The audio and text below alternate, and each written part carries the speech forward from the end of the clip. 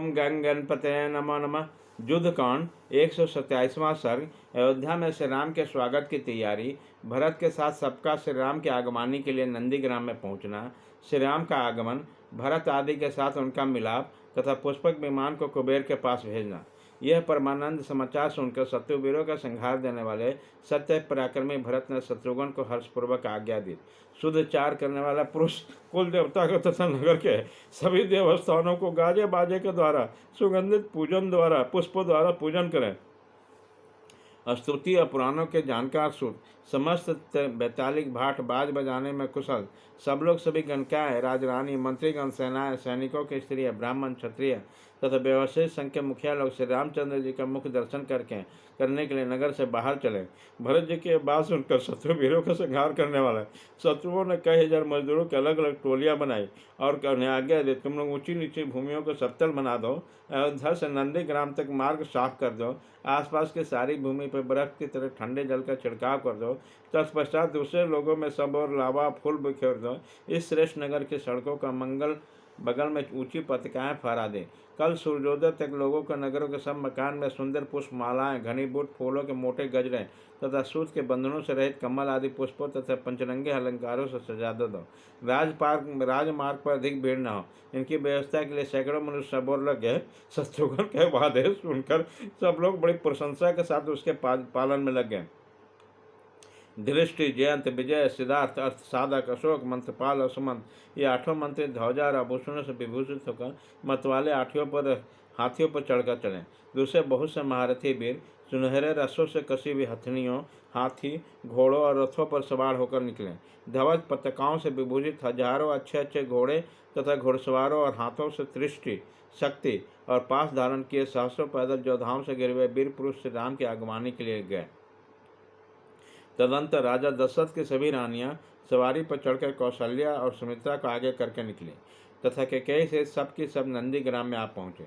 धर्मात्मा धर्मज्ञ भरत मुख्य ब्राह्मणों, व्यवसाय वर्ग के प्रधानों, वैश्यों तथा हाथों में माला और मिठाई लिए मंत्रों से घिरकर अपने भाई की चरण पादुका को सिर पर धारण किए शंख और भैरियों के गंभीर ध्वनि के साथ चले। उसी समय बंदीजन उसका अभिवादन कर रहे थे। श्वेत मालाओं से सुशोभित सफेद रंग का चद्दर तथा राजाओं के योग्य सोने मढ़े हुए 2 सफेद चंबर भी उन्होंने अपने साथ ले रखे थे। भरत जी उपवास के कारण दीन और दुर्बल हो रहे थे। वो चीर वस्त्र कृष्ण मृग चरण धारण किए हुए थे। भाई के आगमन से सुनकर पहले पल उन्हें महान हर्ष हुआ। महात्मा भरत उसमें श्री राम के आगमन के लिए आगे बढ़े। घोड़े के टापों और रथों के पहियों के नियमों और शंखों और दुदम्बियों के गंभीर नादों से सारी पृथ्वी हिलती सी जान पड़ती। शंखों और दुदम्बियों के ध्वनि से मिले हाथियों के गर्जन शब्द भी भूतल से कंपित किया। भरत जी ने जब देखा कि अयोध्यापुरी के सभी नागरिक नंदीग्राम में आए, तब उन्होंने पवन पुत्र हनुमान जी से कहा, बानर वीर, बानरों का चित्त स्वभावतः चंचल होता है, कहीं आपने भी उन गुणों का तो सेवन नहीं किया। श्री राम के आने की झूठी खबर तो नहीं उड़ा दे, क्योंकि मुझे अभी तक शत्रुओं के संताप देने वाले कुकुश भोजन आज श्री राम के दर्शन नहीं हो रहे और इच्छानुसार रूप धारण करने वाले बानर भी कहीं दृष्टिगोचर नहीं हो रहे। भरत जी के ऐसा कहने पर हनुमान जी ने सार्थक और सत्य बात बताने के लिए सत्य पराक्रमी भरत जी से कहा, मुनिवर, भरद्वाज की कृपा से रास्ते के सभी वृक्ष सदा फलने वाले हो गए। इनसे मधु की धाराएं गिरती हैं। उन वृक्षों पर मतवाले भ्रमर निरंतर गूंजते रहते हैं। उन्हें पाकर बानर लोग अपने भूख प्यास मिटाने लगे। परंतु देवराज इंद्र ने भी श्री रामचंद्र जी को ऐसा ही वरदान दिया है। अतः भरद्वाज जी ने सेना सहित श्री रामचंद्र जी को सर्वगुण संपन्न सांगोपान अतिथि सत्कार दिखे। किंतु देखिए, अब हर्ष से भरे हुए बानरों का भयंकर कोलाहल सुनाई पड़ता है। मालूम होता है इस समय बानर सेना गोमती नदी पार कर रही है। उधर साल वन को देखिए, कैसे ढोल की वर्षा हो रही है। मैं समझता हूँ बानर लोग रमणीय साल वन को आंदोलित कर रहे हैं। लीजिए, ये रहा पुष्पक विमान, जो दूर से चंद्रमा के समान दिखाई देता है। इस दिव्य पुष्पक विमान को विश्व और मैंने अपने मन के संकल्प से रचा था। महात्मा श्री राम ने रावण को बंधु बांधवों सहित मारकर इसे प्राप्त किया। श्री राम का वाहन यह विमान प्रातः काल के सूर्य के भांति प्रकाशित हो रहा है। इसका वेग मन के समान है। यह दिव्य विमान ब्रह्मा जी की कृपा से कुबेर को प्राप्त हुआ है। इसी में विदेह राजकुमारी सीता के साथ वो दोनों रघुवंश वीर बंधु बैठे हैं। इसी में महातेजस्वी सुग्रीव तथा राक्षस विभीषण भी विराजमान है। हनुमान जी कितने कहते हुए स्त्रियों, बालकों, नौजवानों, बूढ़ों सभी पूर्ववासियों को मुख से यह बाणी छूट पड़ा, अहो, ये श्री रामचंद्र जी आ रहे हैं। उन्होंने नागरिकों का यह हर्षलाद स्वर्गलोक तक गूंज उठा। सब लोग हाथी घोड़े और रथों से उतर पड़े और पृथ्वी पर खड़े होकर विमान पर विराजमान श्री रामचंद्र जी को उसी तरह दर्शन करने लगे जैसे लोग आकाश में प्रकाशित होकर चंद्रदेव का दर्शन करते हैं। भरत जी श्री रामचंद्र जी को दृष्टि लगा हाथ जोड़कर खड़े हो गए। उनका शरीर हर्ष से पुलकित था। उन्होंने दूर दूर से ही अर्धपाद के द्वारा श्री राम का विधि पूर्वक पूजन किया। विश्वकर्मा के मन में रचे हुए उस विमान पर बैठे हुए विशाल नेत्र वाले भगवान श्री राम ब्रजधारी देवराज इंद्र के समान शोभा पा रहे थे। विमान के ऊपर बैठे हुए भाई श्री राम पर दृष्टि पड़ते ही भरत ने विनीत भाव से उन्हें उसी तरह प्रणाम किया जैसे मेरू के शिखर पर उदित सूर्यदेव को दिव्य लोग नमस्कार करते हैं। इतने में श्री रामचंद्र जी की आज्ञा पाकर वो महान भाग्यशाली हंसयुक्त उत्तम विमान पृथ्वी पर उतर आया। भगवान श्री राम ने सत्य पराक्रमी भरत को विमान पर चढ़ा लिया और उन्होंने श्री रघुनाथ जी के पहुंचकर आनंद विभोर होकर पुनः उनके चरणों में साष्टांग प्रणाम किया। दीर्घ काल के पश्चात दृष्टिपथ में आए हुए भरत को उठाकर श्री रघुनाथ जी अपने गोद में बैठा लिया। अब बड़े हर्ष के साथ उन्होंने हृदय से लगाया। तत्पश्चात शत्रु को संताप देने वाले भरत ने लक्ष्मण से मिलकर उन्हें प्रणाम ग्रहण किया। विजय राजकुमारी को सीता ने भी बड़े प्रसन्नता के साथ प्रणाम किया और अपना नाम भी बताया।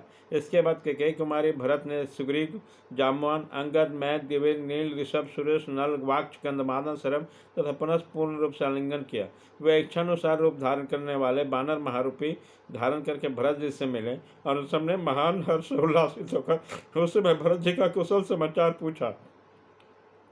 धर्मात्मा में श्रेष्ठ महातेजस्वी राजकुमार भरत ने बानरराज सुग्रीव को हृदय से लगा कर कहा, सुग्रीव, तुम चारों के पांचों भाई हो, क्योंकि स्नेहपूर्वक उपकार करने से कोई भी मित्र होता है और मित्र अपना भाई होता है। अपकार करना ही शत्रु का लक्षण है। उसके बाद भरत ने विभीषण को सांत्वना देते हुए कहा, राक्षस राज, बड़े सौभाग्य की बात है कि आपकी सहायता पाकर श्री रघुनाथ जी अत्यंत दुष्कर कार्य पूरा किया। इस समय वीर शत्रुघ्न ने भी श्री राम और लक्ष्मण को प्रणाम करके सीता जी के चरणों में विनय पूर्वक मस्तक झुकाया। माता कौशल्या शौक के कारण अत्यंत दुर्बल और कांतिहीन हो गई थी। उनके पास पहुंचकर श्री राम ने प्रकट होकर उनके दोनों पैर पकड़ लिए और माता ने मन को अत्यंत हर्ष प्रदान किया। फिर सुमित्री और यशस्विनी के कई को प्रणाम करके उन्होंने संपूर्ण माताओं का अभिवादन किया। इसके बाद राजपुरोहित वशिष्ठ के पास गए। उसी समय अयोध्या जी के समस्त नागरिक हाथ जोड़कर श्री रामचंद्र जी से एक साथ बोल उठे, माता कौशल्या का आनंद बढ़ाने वाले महाभाव श्री राम, आपका स्वागत है, स्वागत है। भरत के बड़े भाई श्री राम ने देखा, खिले हुए कमलों के समान नागरिकों के सहस्रों अंजलियां उनकी ओर उठी हुई थी।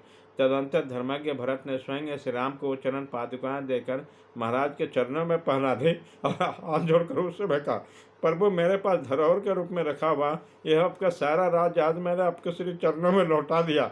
आज मेरा जन्म सफल हो गया, मेरा मनोरथ पूरा हो गया। जो अयोध्या नरेश, आप श्री राम को पुनः अयोध्या में देख रहा हूँ।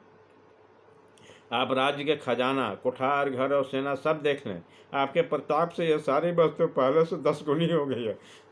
भांति वत्सल भरत के इस प्रकार कहते देखकर समस्त बानर तथा राक्षस विभीषण नेत्रों से आंसू बहाने लगे।